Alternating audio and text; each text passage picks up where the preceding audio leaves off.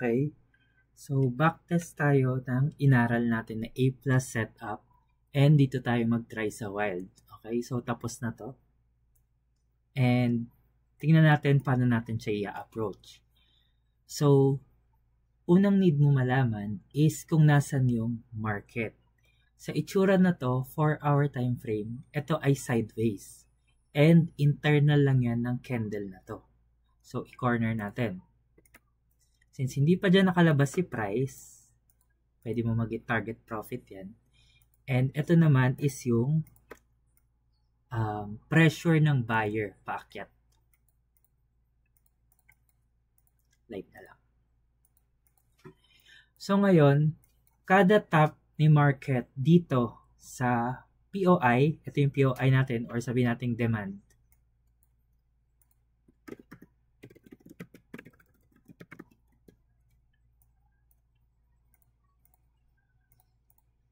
Okay, demand. Di ba umangat na siya? Kada top niya dito, magko-confirm ka sa lower time frame. So, meron din dito, pero dito na tayo sa huling top niya, sa next na top niya. Okay, dito yung huli. So, dito pa lang makakapasok ka na once nag-refine ka. So, sabihin natin 4 hours, tumapik na dyan, baba ka na sa 15 minutes.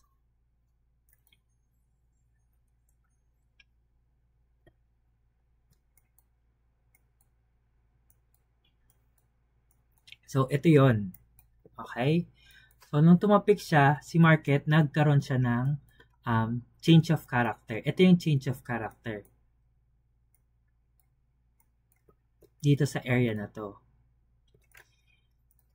Baka sabihin nyo na itong change of character na to is hindi valid kasi si market, nandito yung last pullback niya. Pag nalaman mo yung pullback ng per candle, malalaman mo na nag-pullback to or nag-valid pullback siya. That's because kinuha niya yung high nito. Sa tuwing nakukuha yung high nito, valid pullback yon. So yan, per candle yon. So nag-market structure shift siya. Yan yung nakita natin. So nakakita rin tayo ng order block. Okay.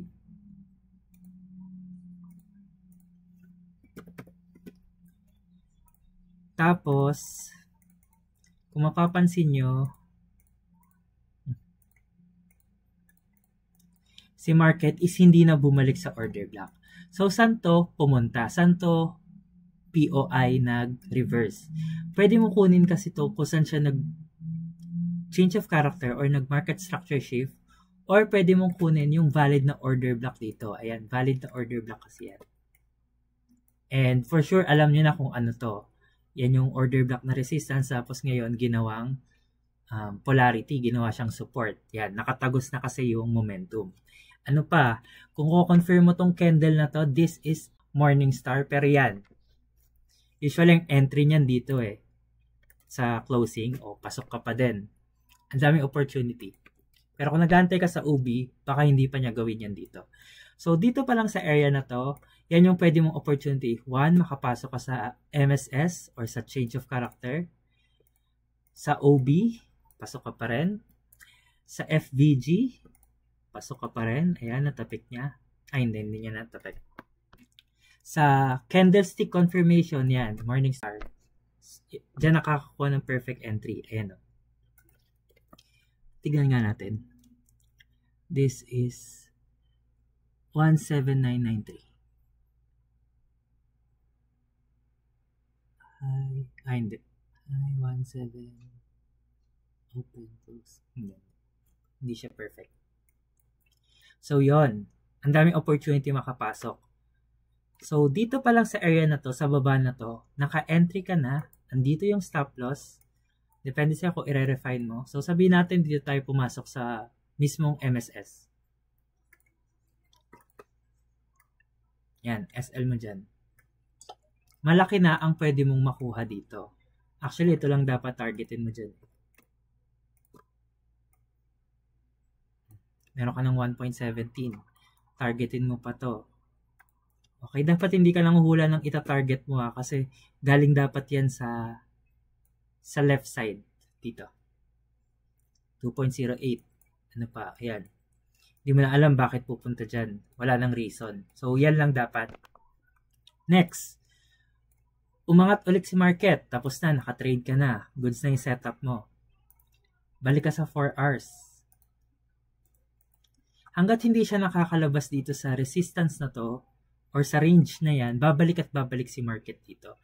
So, pagkabalik niya dyan, punta ka ulit sa 15 minutes kasi every return niya dyan is an opportunity to long.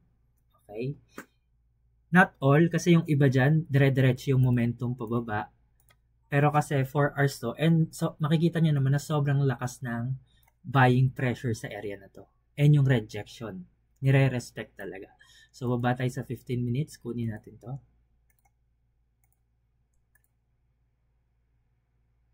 Ayun. Okay.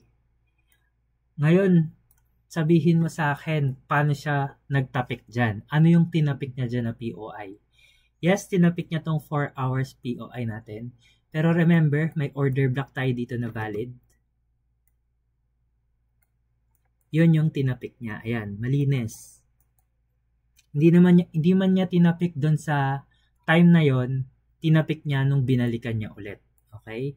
Kaya, ano yung concept dito? Kasi usually, pag dito ka pumasok sa order block at naiwan ka, malamang sa malamang, ika-cancel mo yan. Tapos magugulat ka, binalikan ni market, tapos nag-react ulit pataas. So, ganun yon. Okay, so tumapik sa OB. Kung may position ka dyan, nakapasok ka na agad sa OB. Pero dahil hindi tayo kunyari nakapasok, saan ka naman papasok dito? Siyempre, kunin mo tong last candle na to. Yan, yung tumapik mismo na red. Okay? So, as your POI na pwedeng balikan. So, itong area na to, nakita nyo na nag-breakout na ulit si market or nag-MSS na ulit siya kasi nataasan niya yung high nito or nag-pullback na ulit siya pataas, MSS. Then, dun ka ulit pwedeng pumasok. Dito, ayan, makikita mo yung top niya dyan. Kung hindi man dyan, then dito lang sa area na to. Yan lang din. Sorry. Okay? So, ang daming pwede opportunity. Itong candle na to, na red, kinuha ko. Yung MSS niya. Or itong zone niya. Okay, yung polarity. Ayan yung nilagpasan ng green candle, dun lang din siya bumalik. Nakita nyo na yan dito. Ito. Ayan. Oh. Nung nilagpasan ng green candle, dun lang din siya bumalik. Yan. Mas maganda. Okay? Kaya favorite ko yan eh. So, dito pa lang sa area na to, makakapasok ka na ulit sa chart. Usually, kung dito ka nakapasok, at andyan yung stop loss mo, yan lang dapat naman talaga yung kukunin. Kunyari, pumasok ka dito. Stop loss mo dito, nag-refine ka na. Yan na yung sweep. Tapos, ang TP mo lang dapat talaga dyan dito sa high. Okay? Yan na yung 2.9, almost 3 RR. Kaso dahil nag-expect tayo ng malaking PNL, kung gusto mo yung malaking PNL, pwede mong iusog yung TP mo doon sa taas nito. Ayan. Okay? Kaya tayo may TP1, TP2, and dito, hindi na rin natin sure kung pupunta dyan si market. Kaya dapat, realistic lang yung pag-take profit mo. Kasi malaki na to. Ayan o. 6 RR na yan. Kung targetin mo itong taas, baka hindi ka na umabot. Magre-reverse na ulit si market. Tandaan mo sa 4 hours pababa to. Nagre-react lang talaga dito sa POI. Kumbaga, counter trend tong ginagawa mo. So, what if kung dito ka nakapasok sa OB, hindi mo tinanggal yung position mo? Stop loss mo dun lang. Malaki-laki yung makukuha mo dyan. Okay? So, balik natin dun. Yan, nakapasok ka na ulit. So, eto, nagalaw na to ni market, mitigated na. Okay. And SL mo dyan. So, balik ka ulit sa 4 hours kung okay ka na dyan. Ito yung sinasabi ko sa inyo na hindi ka pwede mag-target ng unrealistic na hanggang dito. That's because hindi ka pa sure na itong market na to is magkukontinue pataas. Pwede pa kasing gumawa siya mag-trade pa siya dito below, tas doon niya gawin yung pataas. Okay? So, ang target mo is yun nandun lang, sa loob lang. So, next. Bumalik ulit si price dito. Ayan. Okay? Kunin ko. Diyan mo makikita yon 15 minutes. Maraming approach talaga si market. Okay. So, ayan na, bumalik. Ngayon, ang tanong, nag-sweep ba si market sa previous niya na candle? As market structure shift. Walang nangyaring ganun, di ba? So, hindi mo yan i-consider. Kasi pwedeng ma-manipulate ka dyan. Walang nangyaring market structure shift. So, saan mangyayari yon? Once na tumama ulit si market dito, so dito na nangyari yon. Ito. Yan, sa recent. Okay. Paano ko nasabi? Kasi ito, hindi pa to yung reversal point ni market. Kasi kung reversal point yan, at least man lang, tinaasan niya to, which is hindi nangyari. So, ang nangyari, itong dulo na to, na-sweep siya nitong candle. Okay? Na-sweep siya nitong candle. So, ito yung last pullback. Okay, MSS. Tapos, after mag-sweep, ayan, nagkaroon siya ng change of character. So, lahat ng nandito sa area na to, magiging valid. Order block. Ayan, kita nyo. Kung nakapasok ka dyan, yan yung valid na order block. Naka-sweep, OB, last candle, momentum, tapos may liquidity point pa dito, and nasa discounted area. So, maraming criteria yon. Nandyan yan sa YouTube kung gusto mong manood. And yon, safe na yon kung ilalagay mo yung SL mo sa ilalim ng order block. Pero, merong times na yung ilalim ng order block is sinisweep din ng market. Okay? For sure, ito sa ilalim nito, meron yang order block. Pero magulat ka, na-sweep yung order block mo sa ilalim tsaka nag-react. So, ganun yun. So, dito, kung dyan ka nakapasok, entry ka dyan, SL mo, yun na kasi yung sweep eh. Then, targetin mo ulit yung mga dulo. Okay? Ito, yan, sa taas, ano pa? Yung mga pullback lang din. Ito. Oh, hindi na inabot. Usually, dalawa lang. Kasi pababa na si market eh. So, malaki na ang pwede mo ulit makuha dito. Sunod-sunod to kasi nakakasunod ka ng trade sa market eh. I mean, nasusundan mo yung galaw ng wild. Kaya for sure, masusunod-sunod mo yung trade nito. And yan. So next, hindi pa bumababa si market. So possible ba na bumaba siya ulit dyan? Yes, possible. Pero sa tingin mo, bakit siya nag-reverse dyan? Sige, ulitin natin. Itong OB na to, mitigated na, umangat na si market, and may newly printed siya na order block dito. Valid, nakasweep, FVG, liquidity point,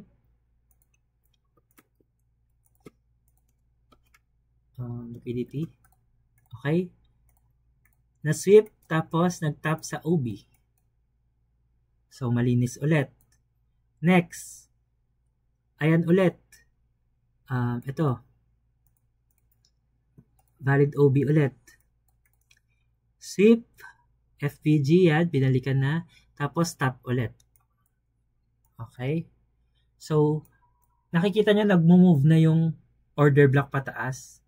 Stretch ko. Ito, then nalipat na dito, nalipat na, nalipat na. Indication niya na si market is bullish.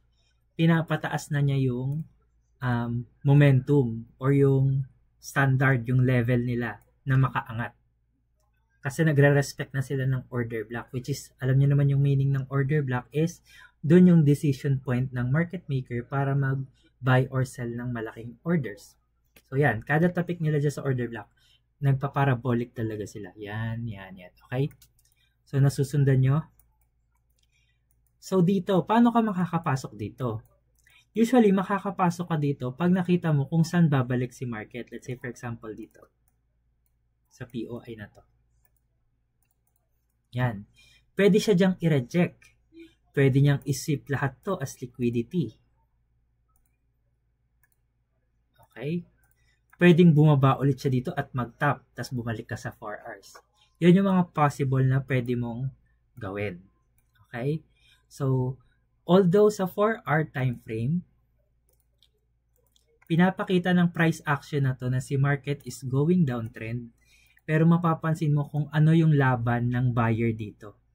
Iba yung battle na nangyayari dito. Yung buy and sell na nangyayari. Nakakaangat yung buyer at nakakalaban sila. So, most likely, pag ito yung mga high na pwedeng butasin ni market. High na to. Baba. Itong high na to. And baba. Tapos itong high na to. Yan. Yan yung mga indication na si market is magbo-bullish. Hindi lang dito kailangan mabutas. Hindi lang itong line na to ang mabutas. Ito rin, ito, and hopefully makalagpas siya dyan. Then, pag nakalagpas siya dyan, uulitin mo lang yung ganitong setup. So, I hope clear, no? Yung pagkaka-explain. Nasusundan mo si market ng nag-start pa lang siya. And alam mo kung saan makakapasok. So, binacktest natin. And yun. Kaya kung papansin mo sa trade ko, lahat ng trade ko, kung maglo-long man ako, nasa ilalim. And kung ma-SL yun, ibig sabihin, mali talaga yung bias ko. Kasi ganito ko siya hinuhuli. Yung sa A+ setup na napanood nyo, isa pa lang yun. Sobrang daming opportunity para mapasok to si market. Katulad nun ng dito, pwede tong candle na or morning star, pwedeng polarity, pwedeng breaker block, and so on sa tuwing tumatama siya dito sa 4-hour POI natin. So, kaya hindi natin siya short, that's because may hirapan ka kung hanggang saan pumupunta si market. Which is doon ka matcha-challenge. Pero dito, sure ka kasi sa tuwing tumatapik siya dito, naglo-long siya. Pero dito, nung tumapik siya dito, hindi mo alam kung saan siya tumapik, nag-short siya. Ngayon dito, tumapik siya, hindi mo alam, nag-short siya. So, ganun nyo titignan yan. Okay? So, pabalik na to and hopefully, ganito yung gawin niya. Kung di man ganyan, ganito. Hanggang dito, isisip niya yan. Okay? Pero, for sure, wala na itong isisip sa baba. Wala nang order block. Wala nang FVG. More on liquidity na lang. So, pag nasweep lahat itong nasa baba, liquidity na yon. Wala kasing order block dyan. Walang FVG na. Gamit na lahat. So, pag bumaba pa to dito sa area na to, liquidity ang kinuha. So, yan. Ano pa ba? So far, yun lang, no? Ang ginamit lang natin, 4 hours and 15 minutes. Hindi ko pa sinama yung 5 minutes, pero siguro sa susunod na. Yan, maganda na yung pagpasok. So, yun lang. If may question pa kayo dito, and konting practice lang, pwede yung panoorin yung valid pullback dyan sa YouTube ko, or yung candlestick confirmations, order block, paano makapasok or makita yung valid order block. And yung plotting para malaman nyo yung structure ng market. So, yon. So far, clean yung mga entry. Tapos na rin to. At saka, actually, na-trade ko talaga to. So, if may question kayo, comment nyo lang dyan. And para ma-update natin or more feedbacks. Yun lang. Thank you for watching. See you ulit sa next session ng A+ setup natin.